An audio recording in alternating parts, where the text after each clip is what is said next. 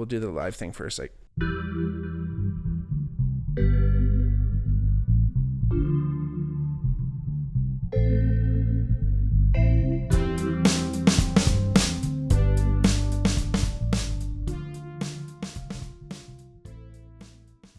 hey everybody, welcome back to the Bigmark podcast. It's me, your host, Bigmark.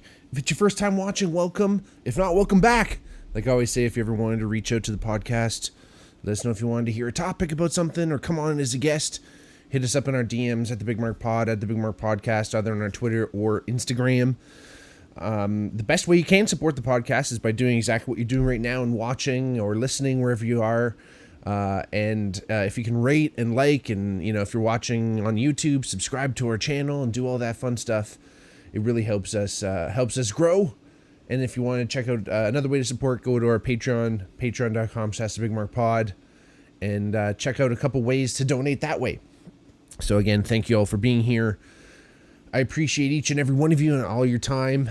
The topic today, which I'm sure you've seen in the title, we're going to be talking about the old Bigfoot today, the old Sam Squanch. And you're probably thinking, oh no, Mark has finally gone off the fucking rails. We're talking Trudeau. We're talking, Bigfoot. But, fuck, I just talked about doing mushrooms last time. So I guess if you're with me this far, you're with me all the way. So again, thank you all for being here. It's an interesting topic, It's like Bigfoot obviously is one of those myths, and no one's ever it's not general consensus that Bigfoot exists. No one is for sure. There's no 100% proven sightings. There's no specimens that we can generally prove is as what we call Bigfoot.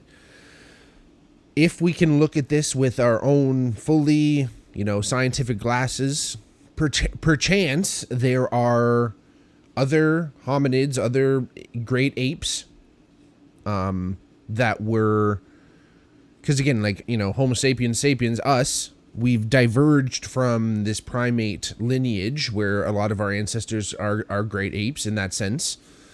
We're cousins, really, though. It's not like, oh, these other, chimpanzees and orangutan, those all existed in this chronological order, and we're just the end of that. We all kind of split off at different points. And to think that none of those other, we've seen some gorillas, which silverback gorillas and large gorillas for a while were considered myth because no one had ever actually found them because they were so deep in the jungles, but they started finding them due to forest deforestation and shit like that. And giant squid, another giant, animal that you'd think, oh, how could you never find these animals? They're so big. The fucking world is big, man. The ocean is big, all these stuff. So let's not even go down that road. But again, to think that there are no large primate animals that are still out there living in deciduous jungles and other forests all over the world, dense forests, which they can survive. And people go how could a 8 foot, because generally speaking, the Bigfoot, the Sasquatch, however you want to call it, is usually a very large creature too. It's usually 8 to 10 feet tall. And you think, how could these animals possibly survive? They would need, a tremendous amount of calories, and it's definitely possible. I mean, there's fucking big ass grizzly bear out there and moose and all this stuff, and they're able to survive. And if Bigfoot are able to actually kill them and eat them and cook them as much as we do, then of course they could subsist and they could live on the flora and fauna that exists out there. So I don't know, but again, no remnants of them. So, but do they bury their dead? Is that something that has that we do share in their ancestry? And again, another thing with Bigfoot is that it's unfortunately a lot like people have seen UFOs, right? There's not too many people who have seen UFOs, and the people that do see them and tell people about them, they fucking, like Sergio Chacon said, the guys look like Randy Johnson and the picture, and the women look like a seamstress at a prison that would try to help you escape. So they're not always necessarily trustworthy looking people. And the same thing goes for Bigfoot, you know, kind of unfortunately backcountry type people most of the time. And, you know, these stories happen at night. You know, maybe people have been drinking, you know, even just like the sleep hormones that are in your body are higher at night and stuff, especially if you've been woken up from a deep slumber. You might not know what the fuck you're seeing. I did ask my cousins who live way the fuck up north, Red Lake, Ontario, shout out Red Lake. Really dense population. I haven't actually talked to like my uncle or my aunt who live up there, who are a little older, who would have known some older stories potentially from some of the elders that lived around there. But my cousin said not, which is kind of interesting. And it's funny, in getting into some of this Bigfoot research, which is the craziest thing I've ever said. There is a story actually from 1990 up in Red Lake, he was a Toronto police officer at the time. He actually had some type of encounter, and he wrote this like really detailed report, and something fucking happened to him up there. So maybe Uncle Rod knows something about that. But anyway, like I said, even my family from up there, that's not like a big thing that people talk about. And that's super dense forest where you would think, again, you're going to see some type of activity, right? And again, it's like, this is a subject I never really thought I'd get myself into. And it was kind of funny because I don't even know what actually like made me start getting into. I think it was just like on a YouTube suggestion. I think I saw Les Stroud. Yeah, I think it was just a pure like YouTube suggestion, which maybe is an indication of what kind of YouTube videos I'm watching. But it was an interview with Les Stroud and this guy. His name is Bob Gimlin, is the way I think you say his last name. Different Gimlin than the Patterson Gimlin film, which I think is kind of funny. I don't know if this is actually this guy's real last name, but anyway, Patterson Gimlin film, which I'll get into in a second, is very famous so-called footage of Bigfoot. But anyway, Bob Gimlin had this interview with Les Stroud, and I love Les Stroud. I used to love watching Survivor Man. Survivor Man was huge, and really the latest I had heard about Survivor Man was honestly kind of from Joe Rogan, who was kind of like, you know, who has had Les Stroud on as a guest on his podcast before. He's kind of denouncing him as a little bit of this Bigfoot nut, because Les Stroud did have his own show where they were kind of going out and actually trying to find Bigfoot. And unfortunately had this one guy on, really, you know, I think on the first episode, but he was like prominently featured on the show. And apparently he's like, even within the Bigfoot community, like kind of known to be a little bit of a charlatan, or at least like not really peddling the truth, which is unfortunate for Les, because of all the people you think Les Stroud is going to be the guy who might know something about this. He's been in crazy deep situations in deep dense jungles and forests all over the world alone. You know, you'd think, if anything, he would have had some encounters. And in fact, he has said that he has had an encounter when he was up in Alaska, that he heard some type of ape sounding animal whoop and screech basically from a tree. And then he heard it jump out of the tree and stomp away, not like walk away, like stomp away. So he thinks he had some type of encounter. He had this encounter in Alaska, and he thinks that might have been a Bigfoot. And he goes on to talk about this in the interview, and it was really surprising because, again, like I said, you know, wasn't really something I got into. I kind of just threw Bigfoot up there and all the other, you know, cryptids from all over the world. You know, it's just a bear, it's just a moose, it's just someone tripping balls, someone drank too many beers, or, you know, is tripping on sherms or whatever. And they're just seeing shit that isn't there. But again, it's one of those things like where you do kind of scratch the surface on some of the stuff, and, you know, there's stories from all over the world about this thing, you know. Again, it's known as Bigfoot or Sasquatch, but it's also known as Almez or Hibagon, Momo, Nugurung. Nguirung. These guys are like from like East Asia. Skunk ape, which was in Florida. The Yeren, the Yeti, which is more like in the mountains, the Himalayas and stuff like this. Yowies.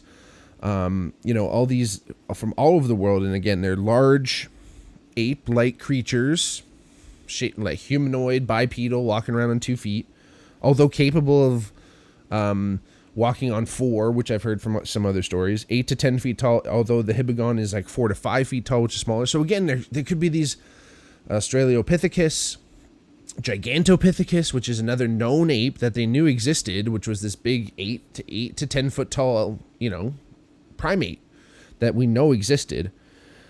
Maybe some type of Neanderthal descendant. Again, these are the things, right? Like we're still here. Yes. The general consensus is that we fucked the Neanderthals out of existence. Like we mated with them out of existence. So that's why there's no like real Neanderthals still. We all have some type of Neanderthal DNA and Homo sapiens sapiens. But again, there's this whole idea of like, how do we know for sure that there aren't these other species that also, kind of co-evolved around us? Like I mentioned before, there's no real, consensus evidence, right? There's people that did plaster foot casts and stuff. A lot of those turned out to be super fake. A lot of footage and stories, and audio recountings and tellings, and even some audio of animals in the woods. Like there's this one audio of these people apparently listening to some Bigfoot, and it kind of sounded like they were like imitating Japanese without really speaking Japanese, and doing these whoops and all these knocks. But that was strange because the people recording it, who were talking over it, didn't seem kind of freaked out, even though you think that they would be. Who knows? But then you have the Patterson-Gimlin footage, which is probably the most famous, quote-unquote, footage of Bigfoot. And it's the classic, him fucking Bigfoot walking, and it actually has breasts, so it's actually a female in the video. But when you look at Bob Gimlin, who is one of these guys who was there apparently filming it, he walks exactly like this fucking Bigfoot. So like the chances of it's not him in a fucking suit is crazy. And it's like a very clear image of a Bigfoot walking across the thing. And like I mentioned, like there's something I think about Bigfoot that is in this world of myth and cryptidology, if you will, and all this stuff, because there isn't this actual evidence. But again, I think there's a lot there. When you think about it, you think like, oh, no wonder why this becomes somewhat of a subversive topic, is because it's almost like, oh, like you have to get to a point where it's like, hey man, like why don't you just have like an open mind and think a little bit more. It's like, that's why you kind of get into these weird realms of, you have people in the Bigfoot world, if you will, that are way past even some of that scientific stuff that I was talking about, and into like the woo kind of spiritual realm, that these things are like interdimensional beings, and then they can somehow travel through portals, and it's this whole fucking, they're aliens. So this is this spectrum that exists, and to even kind of enter into this becomes this really weird ground where you're like, I'm not fucking crazy, but maybe there is a chance, like kind of thing. And it's like, fuck, right? So, but again, of all the people you'd think would know a little bit about this or be some sort of, if you will, authority on it, it would be Les Stroud. Right, like I said, he's been on Joe Rogan. I've seen him on there. He's been in these remote places. He had that experience in Alaska. There's this video footage apparently of him of Les in Romania, where there's like apparently a Bigfoot behind him. But I've seen that image, and it's super trippy, because the problem is our brains have this region in the brain called the fusiform face area region, whatever you want to call it. The fusiform face area, and it is meant to recognize faces. It's one of the first brain areas that develops in young children, so that they can recognize their parents and people that are safe. And it is so good, and has been so long, and is so ingrained into our being, that the human brain sees faces and things that don't exist. That's why we see faces in clouds and trees and shit like that, because our brain is just meant to see faces out there because it's in our best interest to recognize that there's a face looking at us from the fucking darkness or through a window or wherever, and recognize that face as soon as we can to know if that's a threat or not. And that's kind of what the feeling that I have when I see that image of that weird like mass in the background, and it's fucking mad close to less. And again, chances of these animals being able to move through the forest mostly undetected are very high. Again, like there's lots of evidence that big giant cats, 800-pound Bengal tigers can move legitimately silently through fucking woods with mad sticks and dead leaves on the ground and shit. And you know, he kind of talks about in when Les was talking about his experience in the document or in the interview with Bob Gimlan.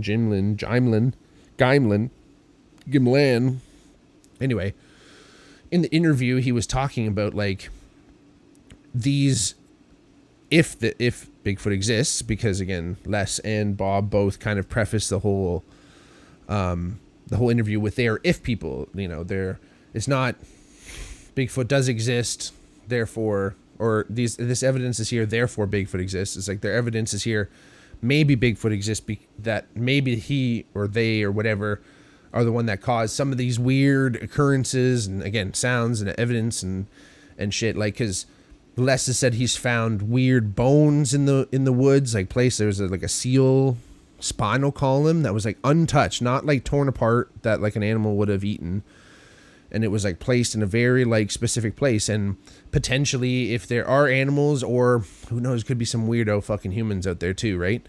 But if there are animals out there wanting to communicate through the woods, and that's some of this evidence that people have found, you know, trees broken in a certain way, you know, different rocks placed in a certain pattern, maybe that is a way for them to communicate with each other, because that's how we do it too, right? And that's really the only way we can kind of look at these animals. Oh, they're big, like human shaped things, they must kind of be like humans. But like, even think about, you know, they talk about this in the interview, but think about the chimpanzees, like memory tests.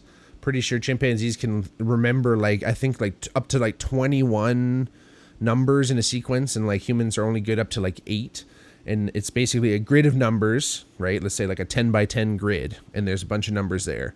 All these numbers come up, and then they go black, and the chimpanzee has to remember the order of all those numbers, and then it gets a grape if it gets it right.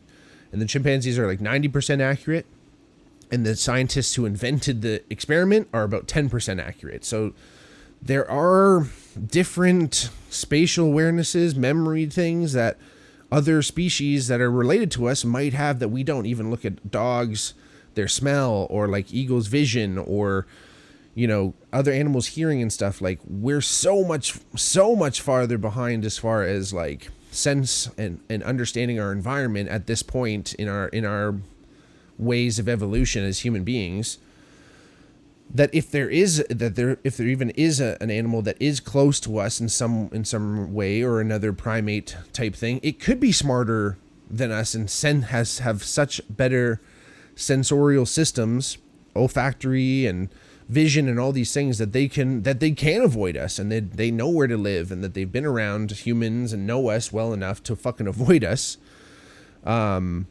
Or they have ways to tell us to get the fuck out, and they have come at humans a few times in these stories, right? Like, you know, a lot of the stories that you hear are violent, unfortunately. And, you know, even in Les's encounter up in Alaska, he didn't know kind of what to do, but he did have that feeling of, you know, the hair standing up on the back of his neck, and then he felt.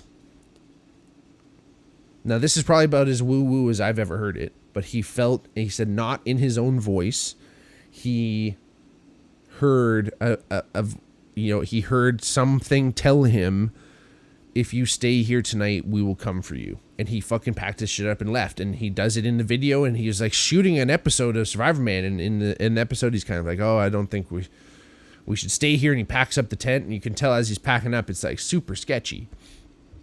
And maybe these animals can communicate that way, and maybe they do have the power to do that. And because we are related close enough. They can, but that is super trippy, man. Again, this is the thing, is that this weird spectrum of like, oh, it's a giant primate. Okay, maybe, you know, as someone who understands science and evolution a little bit, you know, I'm not a biologist, but maybe I can kind of dip my toes into that realm and understand. But when we're talking about, you know, telekinetic or fucking, you know, they can speak, mind speak, whatever they call it, you know, that starts to get into this interesting realm of like, what the fuck is actually going on out there? Who knows, right? There's a lot of shit in this world that is unknown. Hopefully this is one of many in the old cryptid series, as I'm dubbing it right now. But again, super interesting. I don't really know too much about it. I've never had anything even close to an experience. I think I know for sure I had an experience with a black bear, up in Red Lake. You know, there's big animals out there. I've seen moose. They're out there, but it's never been fucking like, oh, this is going down right now. And I've never even really been up in like the major shit, like the deep woods where some of this stuff goes down. So it's hard to say. It's really hard to say. But if no one from Red Lake is fucking talking about it, I don't believe it. Because they're the people who are going to probably know about that shit because they're up there. I don't know, man. Check it out. Look into it, as Eddie Bravo would say. I don't know. We'll see. It's interesting anyway. Hit me up in the comments or hit me up in the DMs if you know anything or know a little bit more, had an experience. I'd love to hear about it. But again, thanks for tuning in. Keep on the watch for more cryptid content coming soon. All right, y'all. Thanks for watching. I love y'all. We'll talk to you soon. Peace.